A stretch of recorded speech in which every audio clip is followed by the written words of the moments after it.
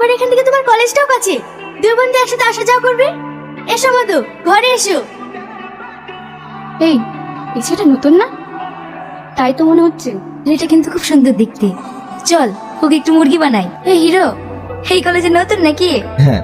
বাহ, ফিগারটা তো খুব সুন্দর বানিয়েছো। তোমার হেভি লাগছে। আমার তোমার প্রেমে পড়ে যেতে ইচ্ছা করছে। আবার তুই প্রেম করবি? দেখ রিয়া, এবার কিন্তু খুব খারাপ হয়ে যাচ্ছে। এর আগে 3টে বয়ফ্রেন্ড আমি তোকে দিয়ে দিয়েছি, একটাও নিয়ে নি। এটা কিন্তু আমার, তুই শুধু আমাকে ভালোবাসো। ওদের সবার সামনে তুমি আমাকে আই লাভ ইউ বলো। কি হলো বলো, বলো না। কলেজে বুঝে এইসব করতে আসো? ছি, তোমাদের বাবা মা কত স্বপ্ন নিয়ে কলেজে পড়তে পাঠিয়েছে, আর তোমরা পড়াশোনা বাদ দিয়ে র্যাগিং করছো।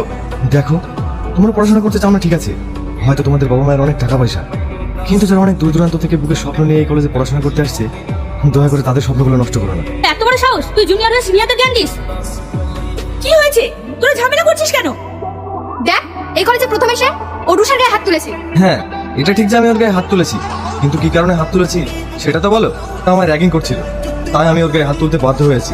একদম ঠিক করেছো, ওদের উচিত শিক্ষা দিয়েছো, নইলে ওরা দিন দিন খারাপ পথে চলে যাচ্ছে। এই তো দেখছি ভূতের মুখে রাম না। কি রে, এখানে দাঁড়িয়ে কি করছিস?